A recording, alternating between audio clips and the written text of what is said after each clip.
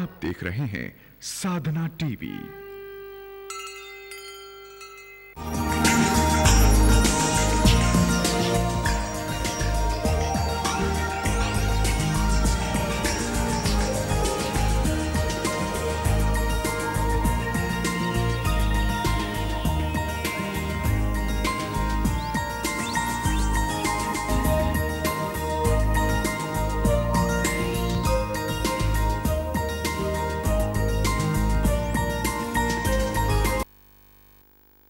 नमस्कार, मैं हूं सौरभ और स्वागत करता हूं आप सबका आपके अपने प्रोग्राम में जिसका नाम है शेयर आइडिया चक दे इंडिया।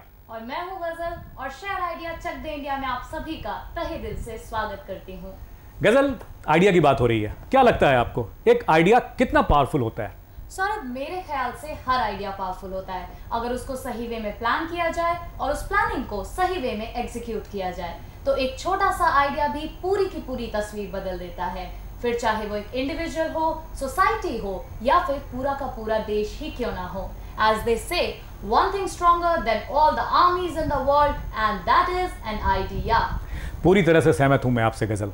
ऐसे ही एक छोटे से आइडिया से दर्शकों, एक महापुरुष ने सारे देश की तस्वीर बदल दी थी जब उन्होंने अंग्रेजों के खिलाफ स्वदेशी आंदोलन छेड़ा था। बिल्कुल, बापू का एक छोटा सा आइडिया ही तो था जिसने बढ़ावा दिया घरेलू चीजों के इस्तेमाल को, जिसने बढ़ावा दिया घरेलू इंडस्ट्रीज को और उसी बढ़ावे के कारण आज हर कोई खादी पहनता है, हर कोई खादी को पहचानता है, घरेलू इंडस्ट्रीज को जानता है। बिल्कुल दोस्तों, अगर आइडिया में हो दम और अगर वो सही जगह क्लिक कर जाए तो उसका असर बहुत बड़े स्तर पर होता है। और इस प्रोग्राम में, आपके प्रोग्राम में शेयर आइडिया चक दे इंडिया में हम आपके ऐसे ही आइडियाज को तो इनवाइट करते हैं।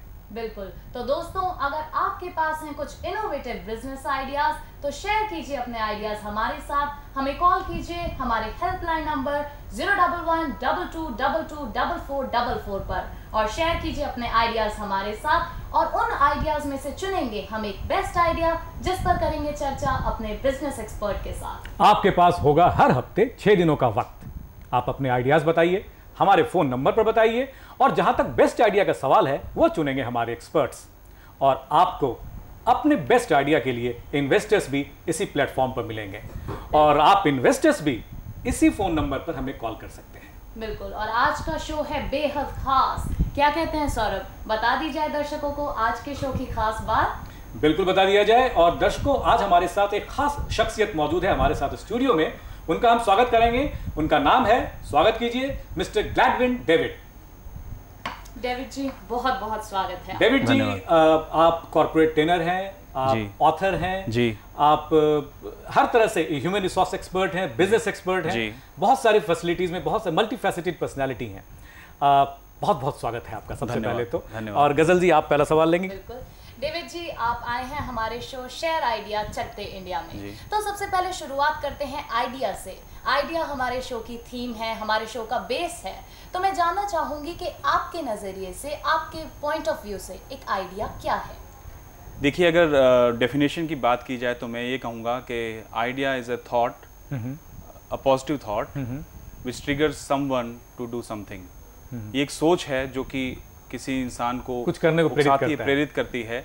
जैसे हम मानवता जब शुरू हुई उसकी बात करते हैं कि जब आदि मानव रहते थे तो उन्होंने देखा कि 2 पत्थरों को रगड़ने से आग निकलती थी, तो उससे एक आइडिया की शुरुआत हुई और उससे आगे आगे बढ़ते बढ़ते चले गए। और फिर हम देखेंगे कि जैसे उन्होंने उसका इजाद किया बुलक कार्ट का और बोट का, और फिर आगे वाले वक्त में देखेंगे हम कि धीरे धीरे आइडिया ही था, जैसे राइट ब्रदर्स ने उड़ान भरी और फिर अभी आजकल हम लोग जहाज में उड़ते हैं। तो ये सब आइडिया पे ही आधारित है सब कुछ। राइट, मतलब अगर आइडिया को हम ये कहें कि कोई भी एक नई सोच जी, या कोई भी सोच जो कुछ करने को प्रेरित करे। राइट, तो क्या हम एक दिन में, एक आम इंसान बहुत सारी सोच रखता है जी, बहुत सारे ख्याल आते हैं हमारे साथ, तो वो सब सारे तो आइडिया नहीं है। तो एक आइडिया में क्या क्या इंग्रेडिएंट्स मानेंगे आप जिससे कि वो लगता है कि ये आइडिया है? जी, सबसे पहले देखेंगे इसमें कि जो आइडिया है वो एक पॉजिटिव होना चाहिए और एक कॉमन गुड के लिए होना चाहिए, वो एक संपूर्ण मानव जाति के लिए होना चाहिए, कुछ भलाई के लिए होना चाहिए और जिस भी देश में रह रहे हैं उसकी कानून व्यवस्था के अंतर्गत होना चाहिए। राइट, ठीक है, उसको में ये भी देखना चाहिए कि ये फिजिबल है या नहीं।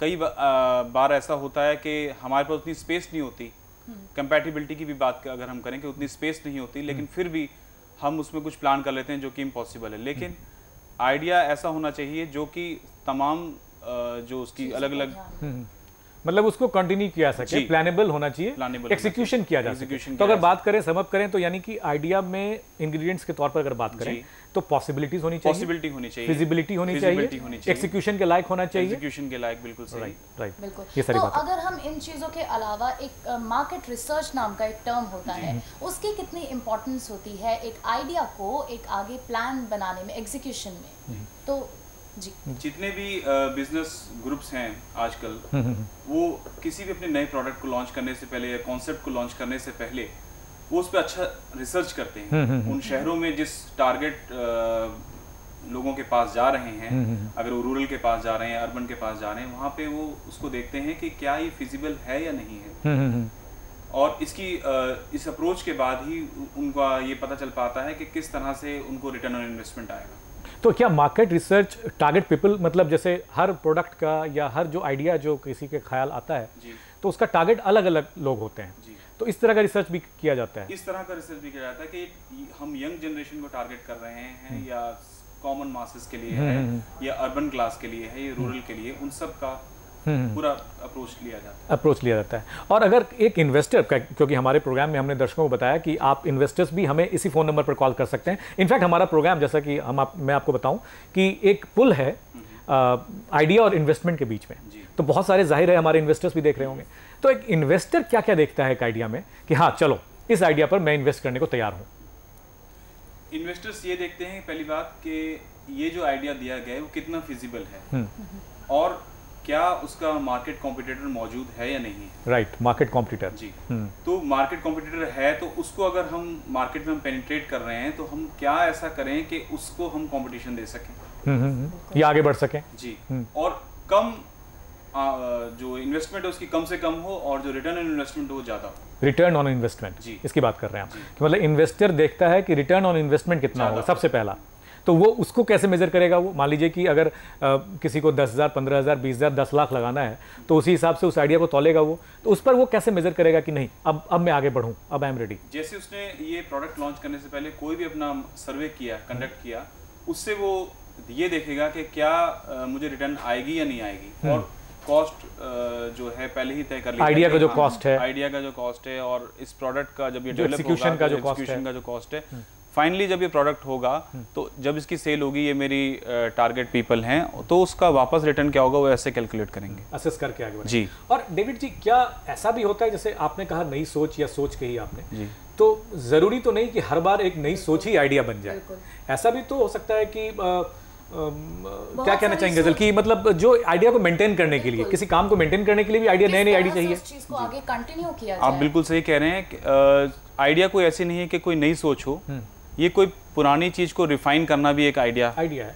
हो सकता है। जैसे मैं एक एग्जांपल देता हूँ, जैसे बहुत सारे प्रोडक्ट्स होते हैं, बहुत सारी कंपनीज है, बहुत सारे प्रोडक्ट्स हैं, पर उन प्रोडक्ट्स को फिर दर्शकों के दिमाग में फिर से बनाए रखने के लिए या उनके अपने जो उनके ग्राहक हैं, कस्टमर्स के दिमाग में बनाए रखने के लिए वो नई तरह की ऐड देते हैं, नई स्कीम लाते हैं, बिल्कुल छूट वगैरह देते हैं। एडवर्टाइजमेंट आजकल की ज़माने में बहुत अच्छा पार्ट प्ले करता है, क्योंकि कोई भी प्रोडक्ट है उसको अपनी प्रेजेंस बनाए रखना है तो नए एड्स के जरिए अपनी प्रेजेंस बनाए रखता है। अभी जैसे सपोज कीजिए कि कोई एक डीजी सेट बनाने की कंपनी है, डीजल जनरेटिंग सेट की, और वो डीजी सेट बनाते हैं जो डीजल से चलता है, और वो सोच रहे हैं कि कंपटीटर्स बहुत हो गए हैं, तो उसका वो कोई हाइब्रिड वर्जन कि जैसे इसमें सोलर के साथ भी चल सके या कोई और ऑप्शन हो या सीएनजी का, तो इस तरह से सोचा जा सकता है कि इसके साथ भी जो अभी एग्जिस्टिंग चल रहा है और उसकी आगे तक टाइम पीरियड कितना है, कि एक लाइफ टाइम होता है हर प्रोडक्ट का कि अब इतना चलेगा।